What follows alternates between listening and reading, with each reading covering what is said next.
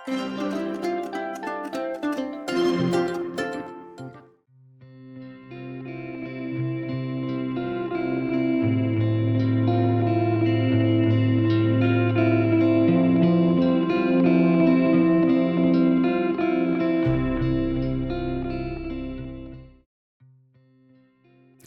家好，欢迎来到64塔罗说，我是64。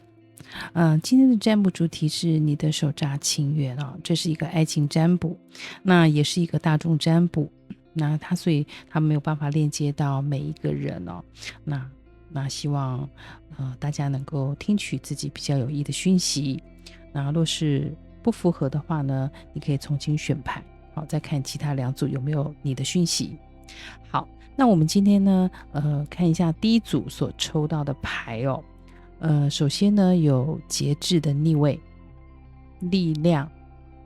还有权杖10的逆位、圣杯皇后逆位、权杖7，还有钱币王子、权杖4、宝剑5、宝剑皇后，还有权杖6。就是今天我们所抽的牌组呢，那星座的参考呢，大概会有射手、狮子、巨蟹，然后处女、牡羊、水瓶、天秤都会有，都应该会有在这一组。那若是没有也没有关系，这只是一个星座的能量供大家参考。好，那我们首先呢，先来讲一下哈。那我们首先看一下对方哈，对方他的一个个性来讲呢，他是一个蛮重视工作的，好，他是一个非常努力工作的人，然后在处理一些生活实际面上面呢，也是比较有能力的。像一些比较吃力不讨好的工作啦，别人不愿意的工作啦，他也都能够驾轻就熟，算是一个也算蛮聪明的人。只是说比较要求完美，做事会比较在意一些细节，所以会有一些的过度的挑剔，所以导致他在工作上面，常常会压力蛮大的。当然他也会就是有这样的比较会封闭离群所居有时候虽然是在工作上面能力非常强，但是他也就是也蛮封闭自己的当自己下了工作回了家，可能他还蛮喜欢独处的一个人。那他而你的话呢，在这个部分呢，你会容易就是在物质上面的生活上面是不予匮乏的那你也很容易吸引到一些就是比较大方慷慨对待你的另外一半。那但是呢，通常你的另一半会比较有掌控欲会比较强一点，那通常也会习惯用物质来满足所以你会感受到就是有时候会受到这样子的财务上面的援助，或者是物质上面的一个怎么讲那对于你对感情来讲，你会认为这个有点就是束缚了你，对，让你也是有一些情感的勒索在这个部分。那所以呢这个是我觉得对方他应该需要就是在物质方面的奉献之外，应该在心灵上面也要懂得如何去平衡，而不是只是一味着用物质来满足，而忽略了你心理上的需求。对，好，那我们看得到这中间当然会有一些就是相处的问题在，这边应该是会有一些相处的问题在。那常常会有一些就是在传达上，你们在沟通上面有时候容易曲解意思，或者容易误解、会错意等等。所以在这方面你们也是需要花多一点的时间做一些沟通。然后也可以看得出来，其实对方在追求你的时候其实是非常用心的，他是很用心的，那也花费了蛮久的时间才追到你。对，他也是对，但是他就是其实他就是会他在付出上面呢比较会非常的怎么讲投入，然后也会非常的爱对方。可是呢，往往这个爱有时候会让人家有一些窒息，对，因为他在感情上面的拿捏上，他比较不善于处理这方面。对，他可能会觉得我就是喜欢你，我就送你东西，给你东西，对。但是他往往忽略了你的精神、心灵上面的需求，而不是说一直在物质上面的给予就能满足到你这个部分。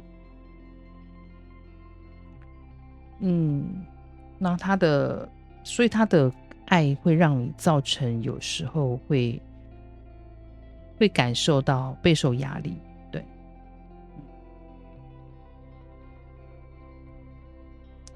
那我们再看就是还有就是说他在这个部分呢，一直往往就是用的方法是不对，忽略了这样的一个方法，这是一个比较需要注意的地方。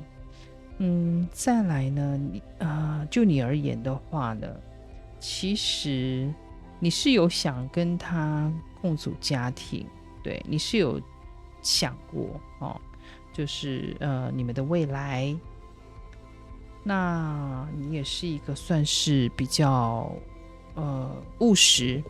也是一个比较务实，比较会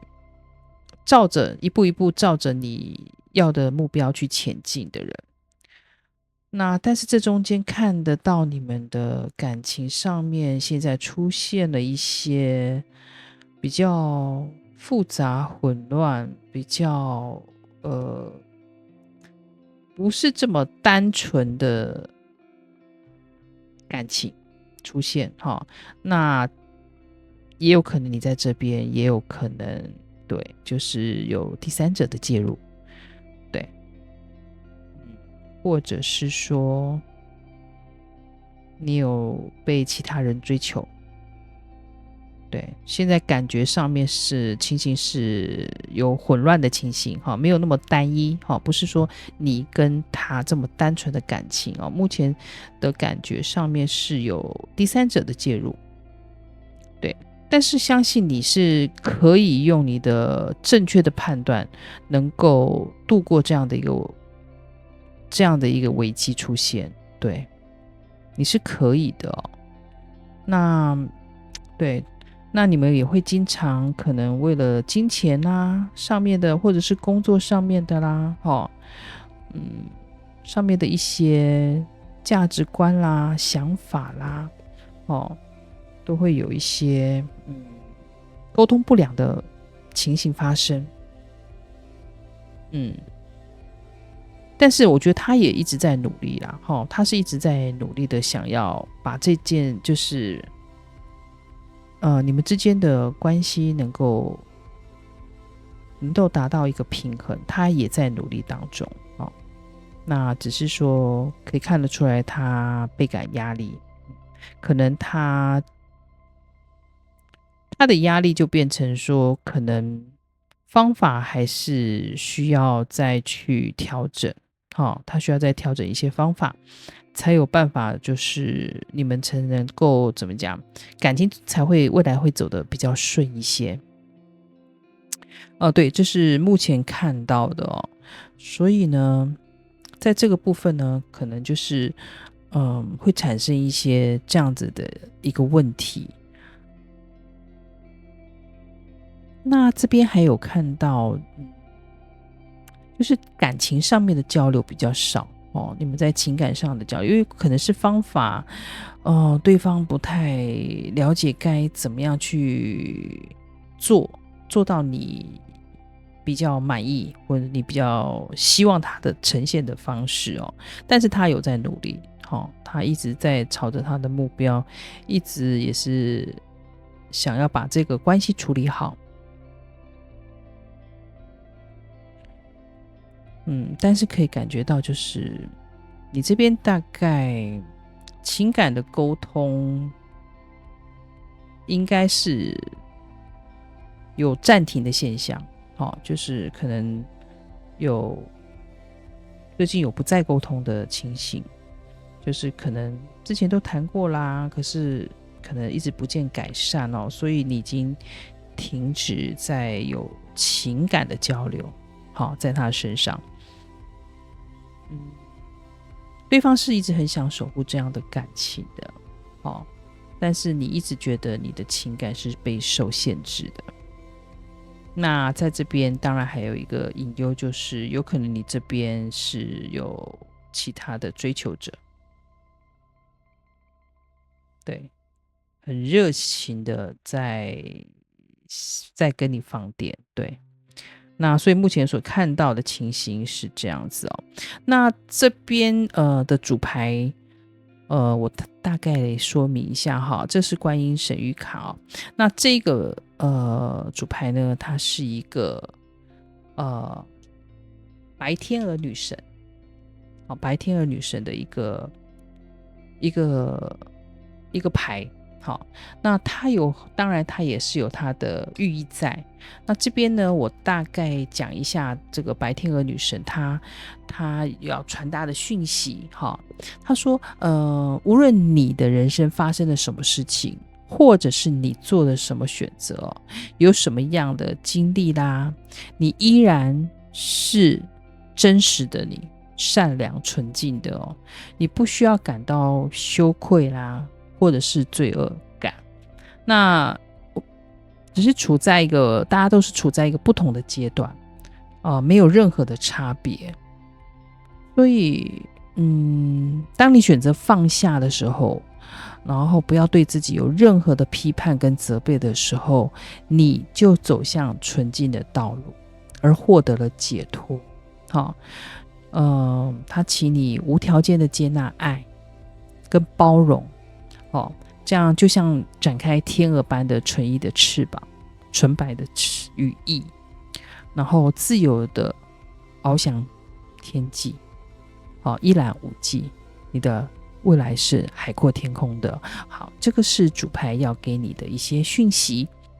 那接着我们就来看一下神谕卡，然后给我们有什么样的补充讯息或者是一些建议提点哦。好，那首先看到的呢，它有给我们一个留意危险讯号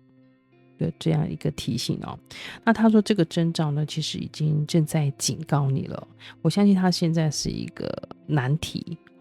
但是相信理性的你，然后能够做出正确的判断哦。那并且呢，要特别留意，然后前因后果可能都需要想清楚这样的一个危险讯息。那希望它是能够正确的被解决的。好，那再来呢，再来就是对感情生活呢保持乐观，然后要有正面的思考，还有信心。那这会为你带来一个更良善的一个恋情哦。所以有时候在过去的经验，或者是在周围或者是你印象上面的感情，可能对你自己本身会有一些落差，你可能会觉得不是那么的开心。那但是他这边建议就是，其实你要有正面的思考，而且你要对自己要有信心，你是可以遇到更好的，呃你是会遇到好的，而不是更好的，好的这样的一个感情的哦。你相信它，它就会到来，所以你一定要保持这样的一个乐观。那当然这边还有讲到一个感情上瘾哦。这边有提到感情上瘾，就是说到就是例如假如就是比如说你要有旁人的注视啊，你才会感到安心，或者是对方的在场才能够缓和你的焦虑，或者是你需要别人爱你，你才能爱自己等等。就是这是一个举例。甚至就是说你可能对感情上面你可能会有特别的喜好，比如说你喜欢高的啊帅的啦，或者个性要有点酷酷的啦，甚至有人就是说要一点个性的，那不好驾驭的，也有这样子的可能哦。但是因为他在讲说这样子的一个上瘾症呢，会让你对感情上面会阻碍了你和对方的感情的一个状况，然后呢也会拉开了你们彼此的距离。所以也因为这样子，所以你会吸引到一些其实对你来讲没有这么这么符合你的人到来。所以呢他会建议就是说他要你就是要看到自我的价值，然后要真正的了解什么样的人才是真正适合你的，然后而不是只是在因为你对什么样的喜好，有时候你可能要稍微调整一下，因为这样子呢才不会影响到你未来在挑选对象的时候的一些盲点。这个是可能要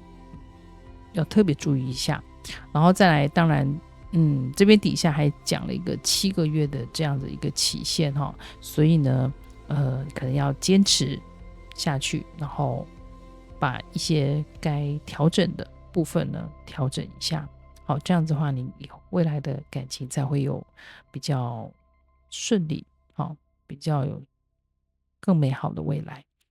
那当然这边还有讲到一个当前一切都在变动。对，没错现在感觉就是很多的事情都要进到你的生命当中所以现在都还一直在变动着，所以结果是如何，真的都还在进行当中。但是旁边就有一个就是你要相信会发生不可能的事。而且他注明的是这个是一个揽月那他这边有讲到就是说只有在揽月的时候呢才会发生当然他这只是一个比喻啦但是换句话说就是说很难得会发生这么一次，对你即将要发生的这件事情。那像抽到这样的牌的话呢，会表示是一个难得的机会也许搞不好一生才会碰到一次的机会。所以如果你觉得就是说你自己的期望若比较高，或者是对宇宙要求会比较多的话，这张牌其实也是很好的预兆也就是你所要想的事情呢都可以就是美梦成真。美梦成真，所以你要去相信它，那它就会来然后当然你一定要是正面的正面的一个思考，它才会有正向的一个结果。那当然还有再来就是这个此时此刻你的直觉力是很强的那你可以就是认真的去感受一下你的一些灵感，或者是你有什么样的直觉感觉，你可以去感受一下。因为此时的他要请你注意的是你的直觉，而且你就相信你的直觉，然后往你的直觉去走。他现在是这样子的提醒因为此时的你那个直觉力是非常强的。好，那我们再来看到这边还有一个这个就是提醒，就是说你可能近期会有一些旅行啊，或者是一些新的东西进来。好，那有可能是在旅行中会有一些艳遇啦，好，或者是有机会呢跟外国人就是有这样子的碰面机会。那当然也会有机会碰到蛮细腻的人，此时啦，这个时候，但是他也是要你特别注意哦。当然你遇到的这个人呢，因为他出现了一个蛇那我们都知道蛇其实比较没有这么来者不善啦，会有可能这个有可能也是一个危险的讯号，就是我们刚刚有提到的。所以呢请用你的理性去判断，然后很多的东西可能它的背后不是像你眼前所看的这样子，所以它后面的是否真正的真相可能需要再多一些关注，多一些了解，多一些去等于说怎么样，就是等于多一些注意力，去关注这件事情，这个人的发展，他的背后的意义是否像你眼前所说的。那这个可能就是我觉得跟前面的留意危险讯号是不谋而合的啦，是同一个意思的。好，那再来我们看到这个有冒险也有成功的当然这个成功我相信是最后的啦，我相信你最后一定可以得到真正适合你，真正你适合你属于你的爱情到来，这个已经有特别的，所以你相信你的直觉，最后一定是一个好的结果当然此时他刚刚有一直提到，就是目前是一个在变动期，所以他也等于是又有一个传的那个讯息，然后呢又告诉你此时呢又是一个冒险的时期那这个当然这个就是一个挑战相信这个冒险它会让你怎么讲，就是会有很多的未知等于说也是一个不安全，然后当然有可能也会面对危险的机会但是一定也会成长但是要小心就是不要迷失了那可能也会走错方向这个可能这是冒险的一个路径，然后你必经的一个冒险旅程，此时此刻你正经历一个冒险的行为。那当然冒险中你会得到你学会一些学会你应该要学会的一些怎么讲，就是有可能你的想法啦各方面都会去改变。那这趟旅程相信你会有很多的收获，但是还是一样再三要提醒因为他前面已经告诫你了，有蛇又有留意的危险讯号，这一定也是一个不是那么简单那么容易的一趟旅程所以要小心。好，那当然后面旁边还有提到一个就是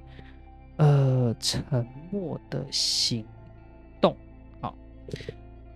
对，你最近可能也是在做一个就是有类似就是秘密的在进行一件事情，对那可能这件事情是不能让别人知道的那我相信你心里知道，你应该知道你做了什么秘密的行动是不为人知的。那对，当然还是一样结合前面的啦就是这也是一个冒险但是相信你可以把它处理得很好。那时间点有2个时间一个是在几天内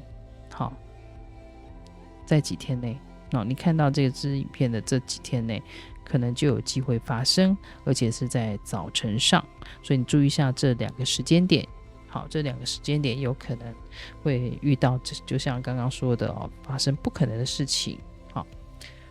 好，那当然这边呢也是要祝福你啦，给你一些就是一些祝福的话。那他说在这个混沌的之中啊，环境中呢，一样可以孕育出一些创造力。那我想以你的聪明才智，你是可以解决很多事情的。虽然目前的情形感觉蛮混乱的，蛮复杂的，可能中间会有一些危险、一些冒险的一些事物在等着你。可是我相信你这个后面的这个成功还有我们刚刚在塔罗牌上面后面也有成功的这样的一个讯息，都能够让你化险为夷你会找寻到真正适合你的感情，然后找到对你适合的人，这是非常重要的。好，那这就是我们第一组的全部信息咯。那如果你喜欢64的解牌呢，就请你给这个频道订阅、按赞、分享、留言。那我们就下期影片再见咯，拜拜。大家好，欢迎来到64塔罗说，我是64。好，我们今天的占卜是你的手札情缘，这是一个爱情占卜，那这也是一个大众占卜所以它无法链接到每一个人的情况，那就请大家呢能够针对自己比较有益的讯息去听取，然后去参考就可以了。那若是有不符合的部分呢，就可以看其他的组别哦。好，那我们现在先来介绍我们今天第2组所抽到的牌。首先呢有钱币8的逆位，还有权杖8逆位，宝剑皇后，宝剑侍者，以及圣杯5。接着是钱币2，还有正义，以及权杖8，宝剑10，还有权杖5。好，那这个星座的能量呢，包括了有处女、射手、天秤，还有天蝎，还有摩羯，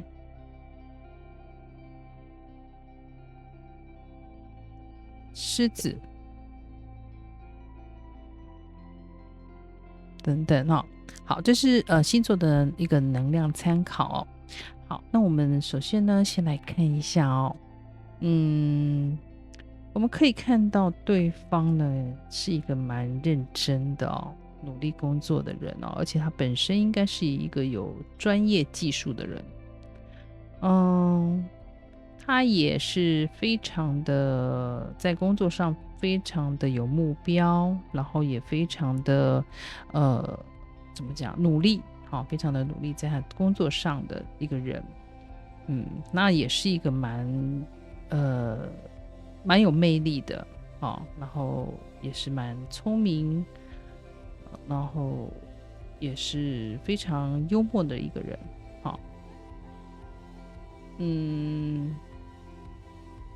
比较外向一点那当然你们之间的关系应该也面临到一些问题了首先呢应该是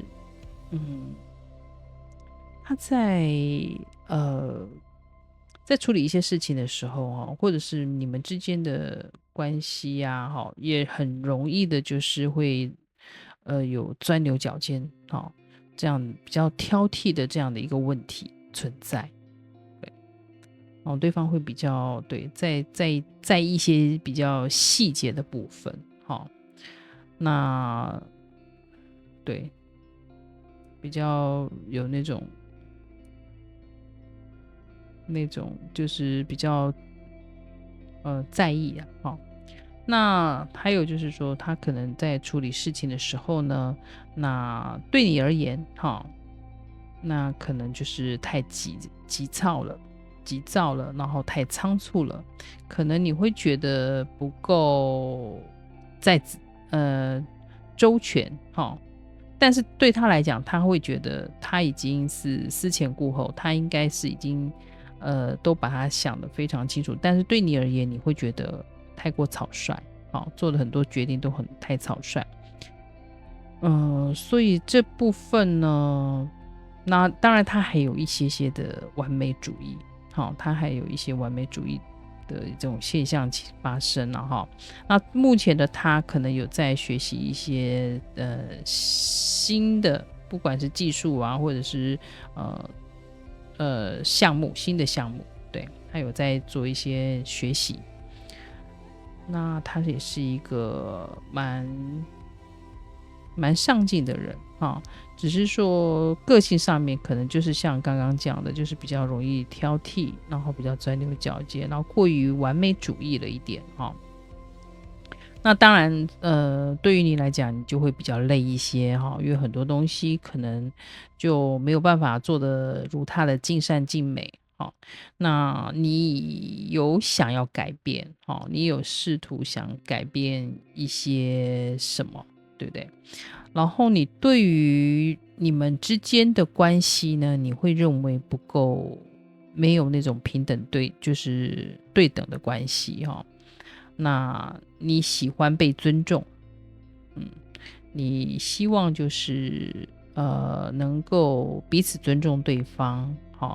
然后可能呢也有时候的礼貌小细节你也会蛮在意的，希望彼此呢是相处上面是一个平衡的关系，所以你也会很要求就是你们之间可能呢就是需要就是条件相当的啦，那相处模式也是对等的，不是上对下，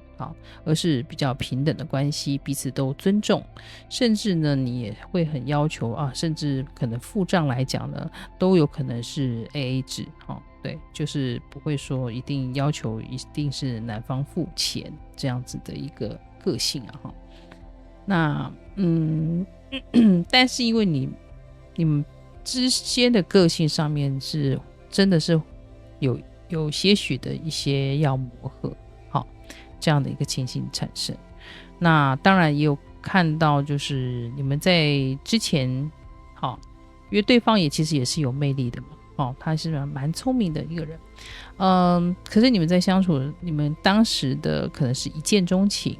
然后或者是很被他热情的追求，有这样的情形，但是现在可以感觉得到你们之间当然也会有一些争吵摩擦这是难免的，其实每对情侣都是会有这样的情形的那只是你会很在意啦很在意这样的一个情形，所以你可能也因为这样的关系让你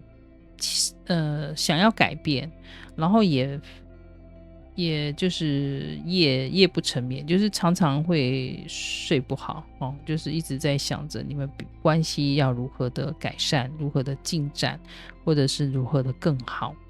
所以真的是想破头了那当然说也是就是睡眠不是这么的理想，然后也为了你们之间的一些个性上面的磨合啦价值观啦然后做了一些争吵，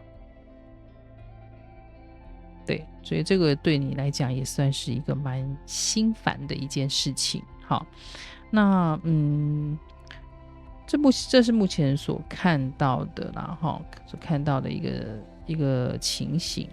然后呢我们再来看一下这个观音神谕卡它对你们呢有什么样的这样的一个主牌，有什么样的一个讯息想要传达给你们的。好，那首先呢我们这个观音呢它是慈悲的皎月它这个牌的名称那它有一些讯息要传达的是说，他说你需要从恐惧、批判还有低频的能量中释放哦，因为你现在所处的能量算是比较低频的啦哈。然后呢，转换成什么呢？自由、慈爱跟祥和的频率哦，那才是属于你的频率哦。好，所以你现在不在你的频率上哈，你属于就是偏低的哈，情绪啊，还有那个都是处于比较负面的哈。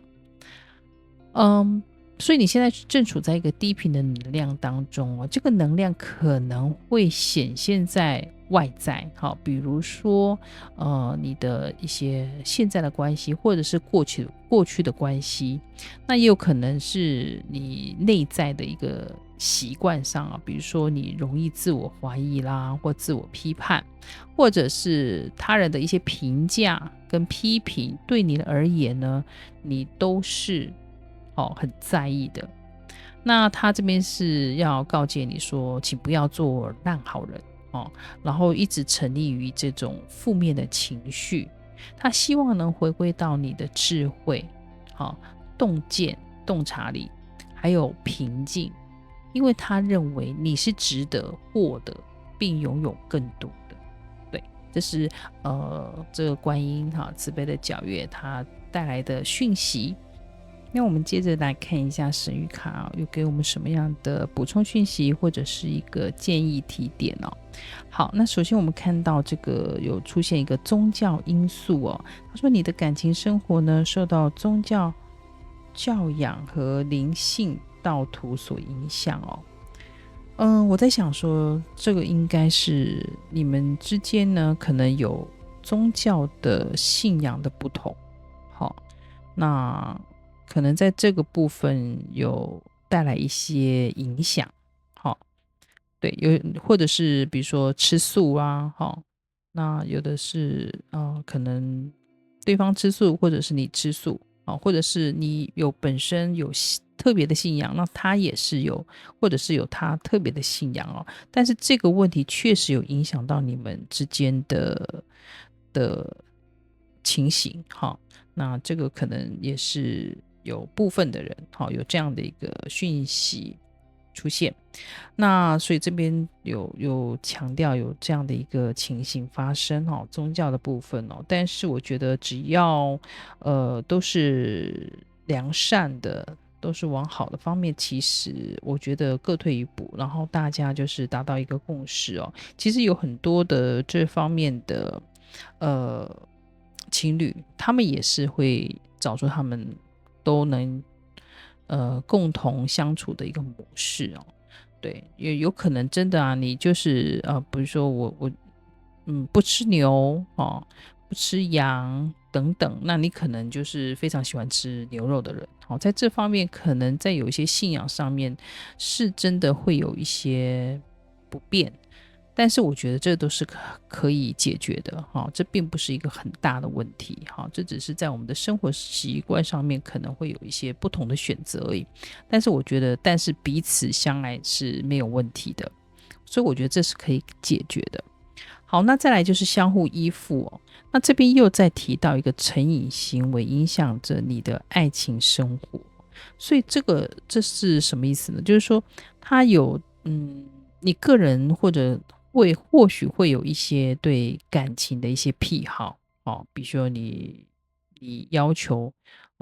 外形上面一定要符合你的条件，或者是说他一定是怎么样就是可能就是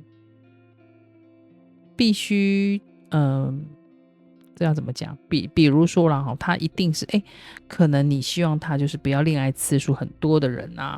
或者是说他的个性上面要怎么样符合你的要求，都会有你自己特别的一个癖好，所以你对感情上面是非常有洁癖的那但是因为这个样的一个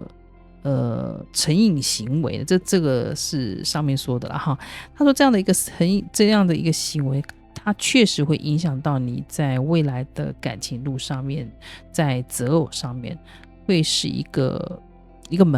坎，对，会算是一个蛮大的，可以讲说是一个阻碍了所以我觉得像这样的话，其实就是都要做调整。一定要去调试调整。对，我觉得只要那个心是不变的原则上很多东西是可以因为对方而去做调整的。对，因为人嘛都是个体，他不可能是会这么样的符合对方的条件那所以在这样的情形之下，大家彼此就是一定要做一些妥协。那我觉得这不是一个很大的问题。好，那当然他这边还强调你已经认识你的灵魂伴侣了。在这边呢，我感觉有一些人是已经断联的，已经断联了，但是这边的讯息有可能之后你们还是会再复合，这样的一个情形。那因为为什么？因为他在后面已经又讲到一个水乳交融，在12月份的时候，12月这个时间点你可以稍微留意一下这可以感觉得到，就是未来你们的可能会经过你们的一些努力然后让彼此都能够尽量的符合对方的一些需求，所以呢你们会改善你们之间的关系那所以未来你们的感情其实是不错的是很好的。好，再来就是你的努力将得到回报那星月是在摩羯座的所以你的努力是会就是会有结果的，会有你想要的结果那你不要轻言的放弃也要相信自己因为很多东西是也不要太过的理性因为太过的理性你可能很多事情就是感情，尤其是感情这种东西很难去用理性去说一说二所以情感还是在，所以很难去怎么讲，全部都是用理性去判断，所以情感的那种能量还是要去考量到的所以你的努力是会得到回报的你要相信再来就是你的一把钥匙表示什么？你的这把钥匙呢，就是即将要展开了那我在想，对，有可能你们之后也许有可能是没有断联，那但是你们有重新的开始的调整了自己的步伐，然后去配合对方。那也有可能是已经断联了，那你们再次的复合所以有一个重新展开的那种能量出来所以呢这是可以期待的然后所以这也有可能是对，就是关系有可能有断联，然后再次复合的情形也是蛮大的好，再来我们看就是有幸运的事情相信你会有机会的，有好运降临的所以请你要乐观乐观的看待你的感情，然后相信你是受保护的那会带来好运的。那再来就是当然你们过去的争吵这个还是有出现会有一些争吵啦、对立啦上下不等的关系啦或者是对对一些恶言相向啦这种情形还是会有的，还是会有的。那当然既然你已经看到了问题知道了问题，然后去解决它，其实问题是会改善的你相信问题是会改善的，然后他只是要提醒你，就是这方面的问题我们是不是要去正视它不然它还会一而再重蹈覆辙，还是一样会出现的。好，那这边有一个局外人这什么意思呢？你会把你自己，其实你是里面的主角，可是你都会把自己当成局外人因为我觉得这样的感觉就是说，其实你有点喘不过气来，你会希望就是呼吸一些新鲜空气，很想当一个局外人然后先离开那个纷争，那个难受的情形，你想要忘掉这个，你想要不是当中的主角你想要是看戏的人，局外的人，但是其实这件事情你才是真正的主角。对，所以这件事要讲的就是说，其实你应该要正视自己的问题，然后呢放下恐惧，不安，然后不要一直不敢踏进去。对，其实你才是真的主角。若是你一直像鸵鸟的心理，一直想要逃离逃避，其实这件事情还是无法解决的。对，你应该正式去面对问题，去处理它，然后不要怕。对，因为你鸵鸟的心理你是永远解决不了问题的，要正视它。好，所以这告诉你的就是不要再当局外人。好，那另外一个就是旅行旅行当然有可能是实质的旅行，你可能是真的也想要转换一个环境，或者是透一下气然后对压力大嘛，所以想要就是稍微放松一下，转换一个心情。当然这也有可能是内在的转换希望你的情绪啊、内在的感受啊，各方面需要调整的，需要去被疗愈的，或者是需要去正视的一些等等的问题，也有可能这也是一个内在的一趟旅行，内心的一个旅行。但是你不用担心这个旅行你就不用害怕因为在内心的旅行是不用目的的没有目的地的，你就去把问题想一遍该处理的就是要处理那也不用担心后面的结果，因为前面已经告诉你是幸运的那宇宙是会帮助你的，所以不用担心。你看我们紧接着就是一个邀请了这个有可能你就会在近期有复合的讯息啦或者是其实不是感情的事情，也有可能就是一个好的消息，好吗？好，那这个时间点有2个，一个也是一样，就是在夏天，也就是此时此刻。那当然也有可能就是还有另外一个时间点，就是当你释放压力的时候，这件好事就会到了。对，所以不要一直处在负面的情绪上面尽量给自己一些正能量。然后呢，事情不要看得这么严重一定就是非要按照自己的步调走也不用这么的有强迫症你就是会让自己放轻松那有些事情就是顺势而为不用一定该怎么做，因为其实命运没有错，掌握在自己但是有时候呢也不要去抵抗你的命运好，那再来呢，这边就是有一个祝福啦它是希望你用同情心、怜悯心去解决你们的冲突那我这边理解的是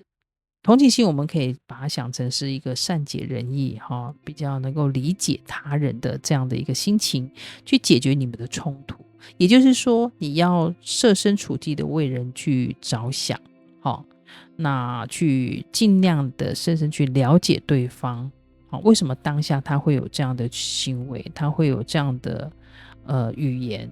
他为什么说出了这样的话，其实有时候他背后还有真正的原因所以我们可以去理解他，其实有时候了解了就根本不是你想象的那个样子就没有那么严重。好，那这就是我们今天第2组的所有讯息。那若是你喜欢64的解牌，那就请给这个频道订阅、按赞、分享、留言。我们就下次影片再见咯，拜拜。大家好，欢迎来到64塔罗说，我是64。今天的占卜主题是你的手札情缘，这是一个爱情占卜也是大众占卜，那所以它无法链接到每一个人的情况，那就请大家呢能够截取一些比较有益的讯息来听，那若是完全不符合的话呢，就可以听取其他的2组好，那我们先介绍牌首先呢，我们先第3组的牌呢有圣杯2逆位，死神逆位，战车，还有钱币国王、钱币皇后，还有命运之轮、宝剑6、金币10，还有倒吊人以及太阳。那这边星座的参考能量呢，有双鱼、巨蟹、天蝎，还有金牛、摩羯，以及水瓶、处女，大概主要是这些星座的能量。那首先呢，我们再来看一下我们的牌意。首先呢，这边大概有提到就是对方的一个情形对方他是一个蛮有魅力的人，他不管是他在物质条件啦，还有他的地位上啦，都是算是不错的。那所以他算是一个在社会上地位上面算是一个蛮有成就的人。那但是在感情上面呢，他会属于就是蛮呈现一个就是蛮依赖对方的。好，那感情上面是比较属于比较丰富的。好，感情上面是比较丰富一点的情感。但是因为呢，你这边的一个命运，好，我们这边有看到这个命运之轮那已经很明显的看到你即将要换一个运了。好，你换运的时机已经到来了，所以呢，你会有很大的一个改变。那这个改变里面呢，其实也包括了你有选择离开现有的一个感情，所以这边看来，其实你们应该已经断联了，对，已经分手了。但是对方呢，还是放下，放不下，而且呢，他也一直不愿意去接受这样子的一个改变然后对于这样的改变，非常的难以接受。好，这是目前看到对方的一个情形，但是他也，他可能有一些远行或者是说他已经朝着他的另外的一个方向前进了那所以这边可以看到你们应该已经分手了一阵子了。那所以你也正在转换你的大运了因为你的命运之轮已经开始转动了。那你有些东西是必须要做一个很大的重整包括你很多的模式、生活模式、感情各方面都会呈现一个转运的状况。那所以你在这边此时呢，你也是经过了很多的冷静思考，然后一直也对这样的一个感情上一段的感情感到非常的绝望，然后对于这样的感情是一直停滞不前的，然后你也一直的处在耐心的等候这样的一个结果答案。但是比较不用担心的是你会有你自己的新生活、新展望，对，所以你也不用担心你即将要迎来一个新的生活。好，对于你这样的一个就是说你对这样的一个感情的结果，那你很期望有一个新的转换，那包括你选择的离开这段感情的一个这样的一个行为，也是你因应了这样的一个命运的转折，因为你真的很期望能够有所改变这样的一个停滞不前的一个状况，所以你选择了离开，好，离开这样的一个关系。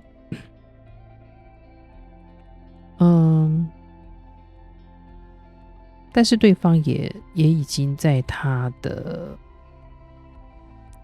另一条路走了，对，他有他的目标前行，他依然是他的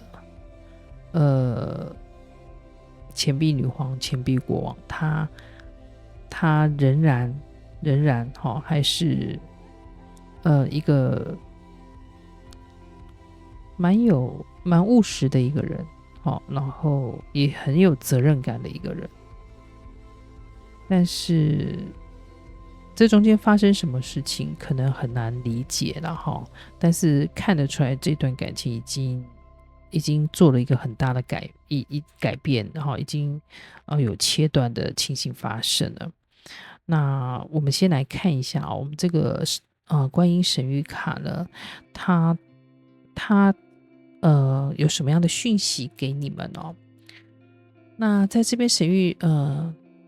这个神谕观音神谕卡它叫做青莲圣母。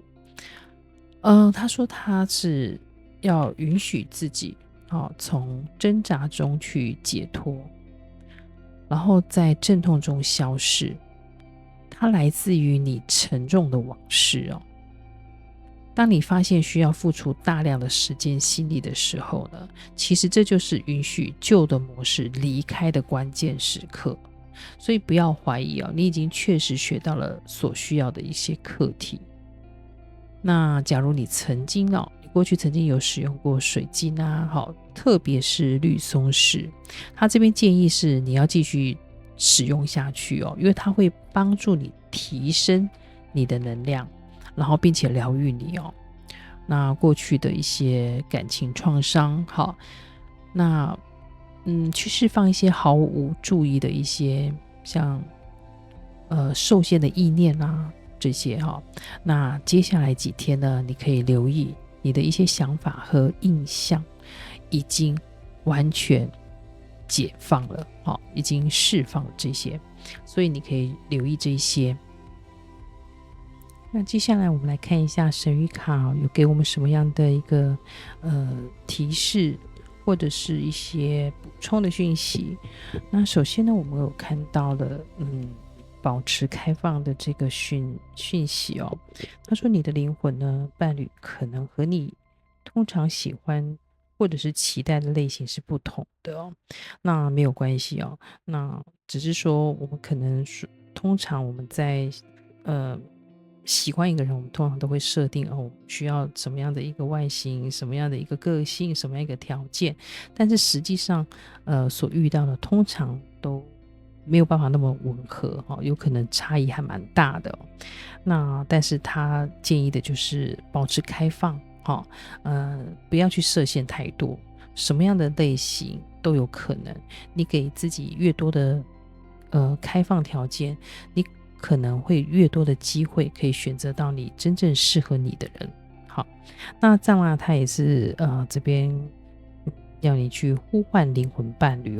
因为在这段感情的空窗期呢你有可能呢可以试着去呼唤你的灵魂伴侣，向宇宙去祈求。那你的祈祷呢，肯定呢和视觉化的一些观想都会有帮助你们之间的相遇，感情的到来所以这个方法呢可以试着试试看一样就是用吸引力的法则祈求宇宙赐予一个真正属于你的适合的一份感情到来好，那这边当然有讲到别听旁人的话我相信其实这句话很直接的就是要你只听自己的直觉，自己的感受，自己做决定，然后感情的过程相处是你们在相处，所以只有你自己最知道什么样的人适合你。那当然不要忘记就是说也不要设限太多让多一点的选择给自己，那你也比较容易有选择到好的。那再来一个，这边有一个讯息，就是电信引发的相遇哦。那也许你的下一段感情呢，是透过网络，也许是交友啦，或者是别人给你的赖的讯息啦，或者是在群组里面认识的啦，反正就是跟这个网络上面的电信上面的讯息，就是的一个机会，遇到的机会是很大的哦。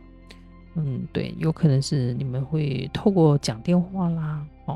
然后每天会沟通啦，或者是透过一个这样子一个电话，然后联系你们之间的感情都有可能哦。那有可能最有可能就是从网络上面去认识的哈。好，那当然还有一个就是他建议，就这是一个采取行动的时刻了哦，因为他是已经新月在牡羊座，是最好执行行动的一个时机点。好，所以这时候你的有任何的想法或者有任何的计划，都可以在此时开始你的行动了。好，那这边还有一个飞机哦，那飞机其实它是一个隐喻啊，它要告知你的就是你即将的生活将会变得非常非常的充实忙碌的。这是一个非常棒的一个讯息哦。那未来的你而不是很忙碌的是有步调在走的，在前进的，所以呢期待你的未来是美好的。好，那在我们在雷诺曼这边看到一张云的一个暗示这个牌它的意思就是其实就是有可能就会有暂时的一些混乱，或者是迷惘看不清或者是会有一些暧昧的关系有还是没有，是还是不是，有点搞不清楚状况那但是这个是暂时的，所以不用担心它是会消逝的，它只是一个暂时的现象。那再来就是鱼这个雷诺曼，它代表的其实就是一个丰盛。那有可能呢，你也有可能就是未来所遇到的对象呢，有可能是一个还蛮怎么讲，就是可能在经济上面啊，物质条件上面都还蛮富足的这样的一个对象，有可能或者他有可能是会送昂贵礼物的人这是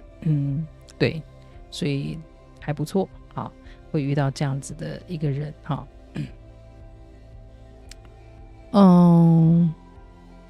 当然也有一个暗喻啦，就是说你可能最近也会吃很多吃太多喝太多这样的一个情形发生也是有可能的。但是这个主要就是还是觉得应该是在